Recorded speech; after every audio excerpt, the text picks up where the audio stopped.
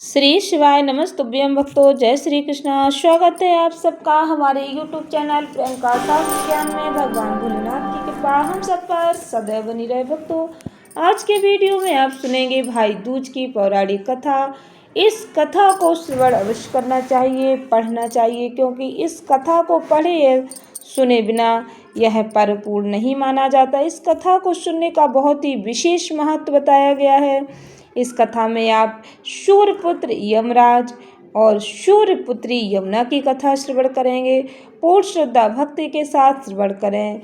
यह भाई दूज की कथा। भक्तों को भाई दूज के पावन पर्व की हार्दिक शुभकामनाएं। भक्तों, इस पावन कथा को श्रवण करने से भाई को लंबी आयु का आशीर्वाद प्राप्त होता है।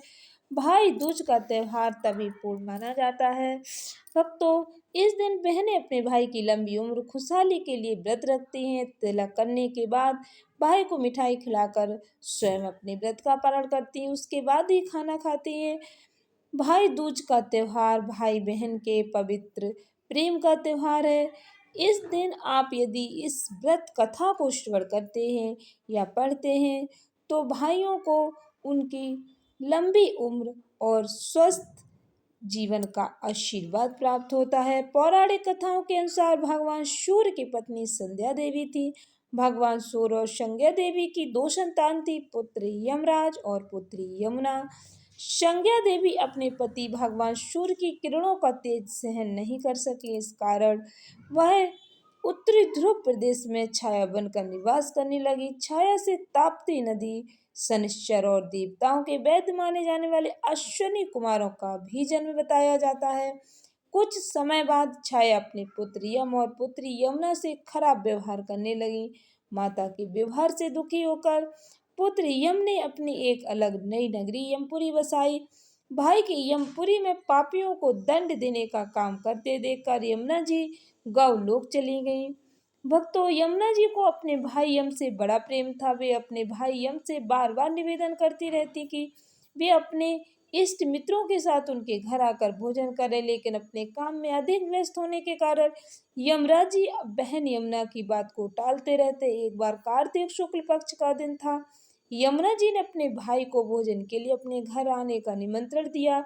इस बार यमुना जी ने भाई यम से वचन ले लिया था कि वे उनके घर आकर भोजन करेंगे। यमराज ने सोचा कि मैं तो मृत्यु का देवता और प्राणों को हरने वाला हूँ, मुझे कोई भी अपने घर नहीं बुलाना चाहता, लेकिन बहन ने जिस सद्भावना और प्रेम से मुझे बुलाया है उसका पालन करना मेरा धर्म है। बहन के घर जाते समय यमराज ने नरक में निवास करने वाले जीवों को मुक्त कर दिया।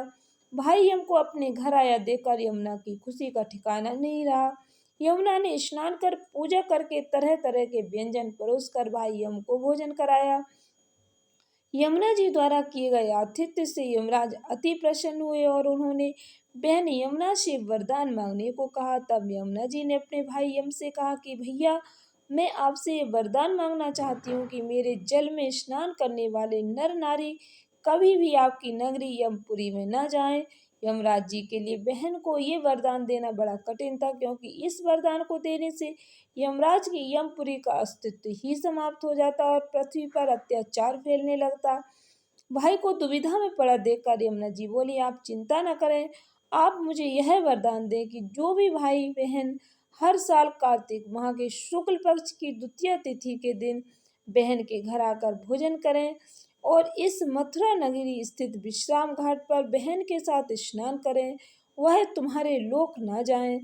तब यमराज जी ने तथास्तु कहकर बहन को वरदान दिया और कहा कि इस तिथि को जो भी भाई अपनी बहन के घर भोजन नहीं करेंगे उन्हें मैं बांध कर यमपुरी ले जाऊंगा और तुम्हारे जल में स्नान करने वाले भाई बहन को स्वर्ग की प्राप्ति होगी। बहन यमुना को ऐसा वरदान देकर और अनेक अमूल्य वस्त्र आभूषण देकर यमराज जी ने अपनी नगरी यमपुरी की ओर प्रस्थान किया।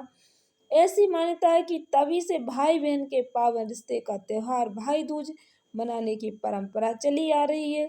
इस दिन भक्तों यमुना में स्नान करने का भी बहुत ही विशेष महत्व बताया गया है।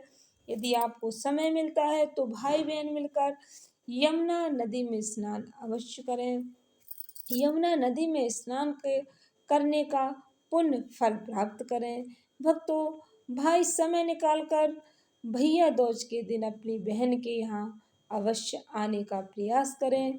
आशा करती हूँ यह कहानी आपको अच्छी लगी होगी। इस ज्ञानवर्धक वीडियो को अधिक से अधिक लोगों तक शेयर अवश्य करें, जिससे हमारी जानकारी ज़्यादा से ज़्यादा लोगों तक पहुँच सके। धन्यवाद भक्तों। श्री शिवाय नमस्तुभ्यम।